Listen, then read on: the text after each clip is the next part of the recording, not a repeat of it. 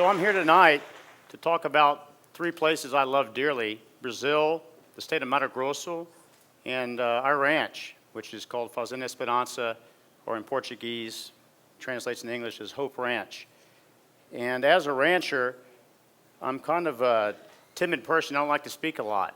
So they stuck me in this box and I can't get out of it. And so I'm kind of forced to speak from the heart. Because if I don't do that, I'm not being just with you about really what's going on the ground down south. And as a rancher who's been there for 15 years, that's a lot of time to think about solutions and what can be done. And today I have three messages to give to you. The first message is that deforestation is a very complicated issue. And I hope to give you a window of opportunity through my life to have a taste of a microcosm of what's going on the ground.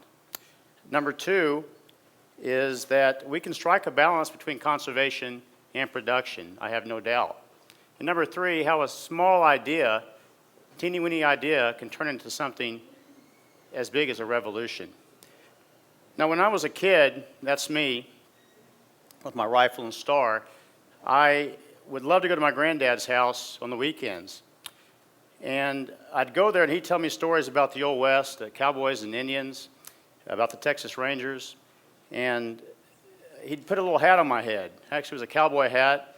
It was an Indian beaded hat band with an eagle feather in it, and it had a bullet hole through the crown. And it was given to him by a Blackfoot chief in Montana that was friends of his. And so I could grab that thing, and I could feel it, and I could smell it, and I could take myself back in time. It was tangible. And from that time on, I guess that's what I've been doing, has been going backwards in time. I've wanted to go back to the Old West. So I worked on ranches. I also served in the U.S. Army Airborne Recon Unit that taught me a lot about physical and mental toughness. And I got trained in natural resource management and beef cattle production at a fine university in Texas. And that kind of prepared me for the future. But today I'm not so sure that I didn't bite off more than I could chew. And I found myself on a modern-day pony with my pack train. Actually, it was a tail dragon bush plane that I flew from Texas down to Mato Grosso, which is really nothing more than a spitting image of Texas 100 years ago. And I flew down over immense areas of forest. I flew over small, isolated Indian villages and over towns that reminded me of frontier towns in the Old West. Towns called Marabá, and in Portuguese, they nicknamed the town, the Brazilians did, Marabala, bala being bullet. Another town called São José do Xingu, which the nickname in our region was Bang Bang, Bangi Bangi, because all the gunfights. And a town close to us, which is called Forest Outpost, which speaks for itself. Today the forest is going there, yet it's built on top of an Indian reservation. And I landed smack dab in my own Deadwood, Dakota territory. I landed in a place the locals call Valley of the Forgotten. It's certainly not the Silicon Valley. It's a place of no's. There's no electricity, no telephone, no roads, no help, and most importantly, no law. And everyone's there for one reason, that's for land. And a lot of people will go to any length to get that land. And the long arm of the law doesn't quite reach there. Or when it does, sometimes it's an accomplice. So, in our region, there was a character called Black Rose. He was the sheriff of our county called Good Jesus of the Araguaia. The first time I met this guy, I was in his little one-cell room jail, and there's photographs all over the wall of all the people that had been killed or he'd shot, but they were pretty gruesome. And today, that guy's in jail for bank robbery. His deputy's name was Messiah. First time I met Messiah, he was stealing chickens from a poor squatter. And I thought Messiahs were supposed to wash feet. And he was there doing his job, and since then he's been shot twice in the leg. And then their best friend was named Lizard. Lizard was a local gunman who had more notches in his pistol than Billy the Kid. And he was soon to be exterminated in the same manner. That's the frontier law. You live by the gun, you die by the gun. So my wife and I, we were pretty much parachuted into this region. Didn't realize really what we were getting ourselves into. Perhaps I did, and I think she did. And The problem is that there we were. I didn't speak Portuguese. I didn't know the culture. And I had to manage that. Saddle leather tough cowboys and other people and characters in the region, including a new phenomenon to me called gunmen. And a lot of the ranches had gunmen on their payroll. And the reason being, if you're not careful, you think that that's bad. Well, you know what? If people steal their forest, they go in and invade it. And so that was part of the culture there, was to have people on staff to patrol the forest to keep them out. That was your required forest reserve, which the law demanded that you keep. And the first time that I figured that out was I went to my neighbors to get a part early one morning, and I walked into the wrong building. I walked in and there was 10 men loading cartridge belts, looked like Pancho Villa, and they were cleaning their guns. And I walked in and they were drinking this big old bottle of pinga with a big fiddle snake stuck down in it. And so that was kind of bizarre, and I asked them who they were, and they kind of laughed and told me. Well, anyway, the long story short, the guy that led that group, well, he was later shot, killed by the son of a guy that he killed before. So this is where we were. This is our home. And but there's good people there. There's wonderful people. There is my best friend today. His name is Granville. Granville is a truck driver. He's a freighter, and he'd haul freight up for us. And one day, I heard some cattle coming up the road, and I went out to see what it was. It was a group of cattle thieves that stolen cattle from the guy that killed him, stole his cattle, and they were driving these cattle through our ranch to stay off the main road. And so I went out there to confront them, and when I did, one guy pulled a gun, and I grabbed his wrist. And I looked behind me to see if anybody was protecting me. Well, there was my buddy Granville with his own revolver covering my back. He's a good friend. So there's Cecil, who's a jack of all trades. So you're out there, if you have a part, if you break down, it could take weeks to get parts. I mean, it literally is a tough place to be. You have to be very efficient. And Cecil could do anything. He could fix motors, he could fix electrical problems, and he could deliver babies. And one time we had a cowboy's wife, we went in labor, my wife and I were sitting there, and I'd had combat medic class. That's not exactly the same thing as delivering a baby. So we called Cecil, he came over, and anyway, the baby came out fine, and honoring me being an American, they named him Michael Jackson. And his baby brother was born 2 years later, they named Michael Jordan. So this region, of course, it's a lonely place to be. It's a hard place to be. If it wasn't for the other ranchers in the region, there were good people that supported me and offered me a helping hand. I would have been in a tough shape. And the fact is, most of the ranchers were sons and grandsons of pioneers. Their families had been frontier busters in other areas of Brazil, and they were just doing what they had been told and taught to do. And without someone to show them differently, they don't know any differently. So those were the people immediately around us. But not too far away for a pilot, which I am, a 40-minute flight took me into another world, to a 7 million acre Indian reserve that had 14 tribes, which, to most people there, the Indians are they fear them and a little bit despise them. I was drawn to them. And the first time that I went there, I landed at this village at Kamayada, and a little Indian boy ran out, and I was in a V-tail Bonanza then. And he came up to me and handed me a replica, or a model airplane he'd done out of Buddha palm tree. And it was a spitting image of my airplane, spitting image. And I said, how did this guy carve this? Wait a sec, I just landed here. This doesn't make sense. And I asked his granddad, the shaman, and he looked at me and said, we knew you were coming, my son. And then there's the Chavanchi, which are near our ranch. They're much like the Northern Cheyenne. They were kicked out to the south. They had a 30% die-off back in the 60s because of measles. And they've been trying ever since to come back to their homeland. Well, they happened to do it a few years ago, yet they were met by the squatters, invaders who had taken their land armed on the road in front of our ranch. Wouldn't let them go in for 10 months. So they started shooting my cattle. And I went after them. And I went there confrontational, mad, and instantaneously I had pity. And I felt sorry for them. And I realized that they had been given a terrible hand in life. And so I helped them create, with the help of a very generous man here in the United States, a herd of cattle, built them fences in the corral. So the story is that these two tribes are much like an extended family to my family. And as you can see, my little daughter there in the middle of a bunch of brown bodies. Her name's Mapulu in Kamayada, by the way. So that's the area that we live. That's all these photos I took. This photo here is of the Xingu, and you know, that looks like an international park, kind of. And I think that's kind of the wrong impression the world has of the Amazon. I think of it a little bit different. I think it's like manifest destiny. I think of our own country 150 years ago. The fact is that photo there is a problem. That represents a forested battle of attrition, because the dirt underneath it is worth 4 to 5 times more than the green stuff on top.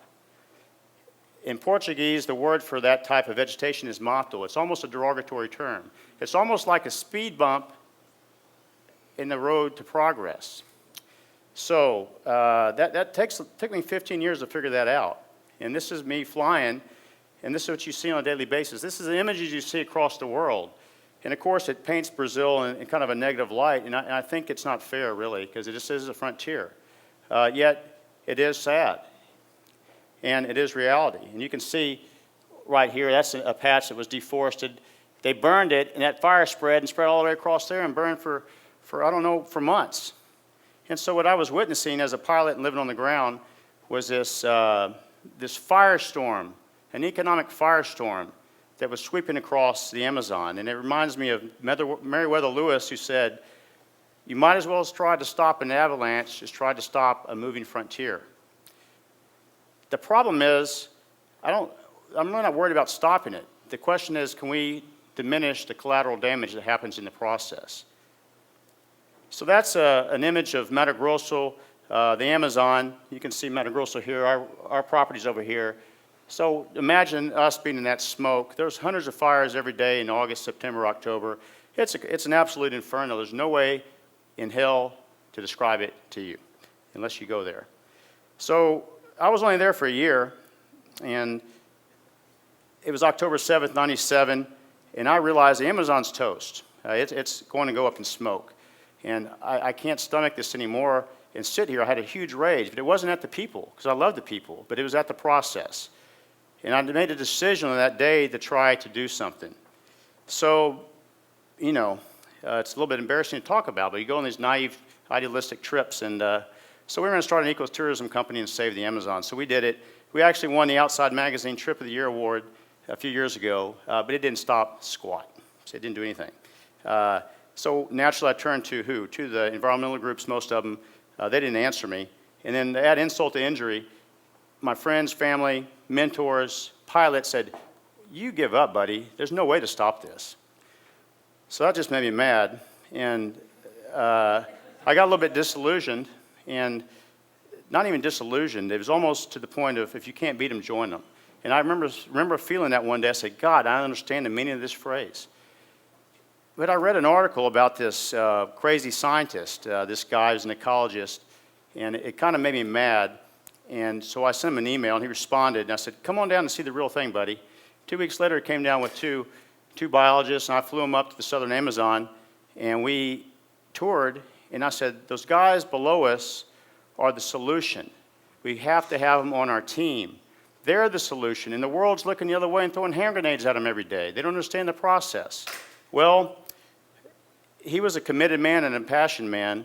We were kindred spirits, and we connected. And we went back to civilization, and I dropped him off at the airport, and we did a simple deed. We shook hands, and we said, we will see this to victory. He was on one side of the fence. He was an ecologist, a PhD, 20 years of experience in the Amazon, tremendous knowledge that could be applied and help ranchers. And I was a PhD on the other side, except I got my degree at the University of the Valley of the Forgotten. Pretty hard duty. And so we linked up two experiences and focused it into a mission. And the mission was life lessons, that ranchers love the land. The guys that I was meeting down there were no different than my frontier Old West heroes. The vast majority of them. And of course, you have the bad ones that actually deserve the rope. But the good ones are out there, and they're the majority. So they're out there with no support. They're in a crossfire. They're in a lawless land. They're in a land that has a law that's so strict you can't jump over the hurdle. You can't do it. So they're forced into a state of civil disobedience. Otherwise, they get steamrolled in the process. Or you've got the international community that unjustly beats on them all the time the good guys. The bad guys probably deserve it, but there's a lot of good guys that don't deserve it, but they're thrown in the same basket, you see. And that's a little bit irritating. And that's part of our frustrations, you see. So I'm a prudent rancher, and there's lots of them out there. We're not the problem, we're part of the solution. And if we could harness that frontier spirit, give them the tools that they need, we could create a revolution that works for nature, and it strikes a balance between conservation and production. So what we did was started a nonprofit called Aliança da Terra. Aliança in Portuguese means alliance, but also means wedding band, which is a commitment to the land. And so every rancher has a commitment to that land. If you own land, you sense that. You like to smell the earth when it rains. You like to listen to the birds. So you grab onto that and hold on to it and you run with it. So our main focus was on a frontier tool that we handcrafted especially for this region called the Registry for Social and Environmental Responsibility. And it's a way to decipher who's who in the smoky landscape of the Amazon. It's also a way to give support to those folks who are scattered across huge geographic regions and to give them the tools they need to do the right thing while we still have time. And science is our thermometer that monitors and measures what's going on the ground. And it actually gives you a sense of control in this wild, woolly region called the Amazon. So real quickly, what we do is each property, we spend an immense amount of time on it, and we create an environmental x-ray. It's like taking your clothes off and exposing your body, and it's an embarrassing situation for a landowner. But normally we show them the good things that he did first. We go there with GPSs and digital cameras with GPSs embedded in them. We take thousands of photos. We look at 6 criteria: native vegetation, water, soil conservation, fire, social issues, tidal issues, and we throw that all into a big batch and we make a diagnostic out of it. We use remote sensing, and we produce a document that could be from 10 pages to 100 pages per property. And it talks about hydrology, erosion. It gives you a history of fires, when fires came in, how they burned your ranch, et cetera, how you can prevent that in the future. And then the landowner sits with us and signs a plan of action that could be from 1 year to 15 years, what he's going to do every year, and that goes into an auditing system. And pretty soon they'll be on Google Earth. So the funny thing is that the landowners want it. They want to be transparent. They want to show what's going on because they realize that there's no way out of this ambush except for being proactive. And this is a map of the Amazon basin in Brazil. We started this registry right here. Unfortunately, I don't know if you can see those red dots, but they go from here all the way up to here, and it's going viral. It's spreading across like wildfire. Now, speaking of wildfire, that's our ranch. That's probably 10 hectares. Multiply that, go up to 4,000 hectares, and that's what happened to our forest reserve. We were invaded. We could not dodge the bullet of the pressure of the frontier. We were invaded by land grabbers, greedy varmints that came in and started to tear down our forests and burn us. It cost us tremendous financial loss, and the mental anguish, it burns in me today just to speak about it. It makes me have bad thoughts in my head.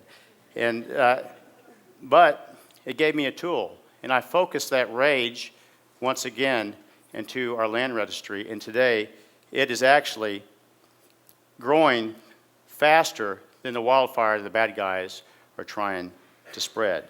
So there is a map of the Amazon in the states, and each circle represents the number of properties based on how big it is in each state.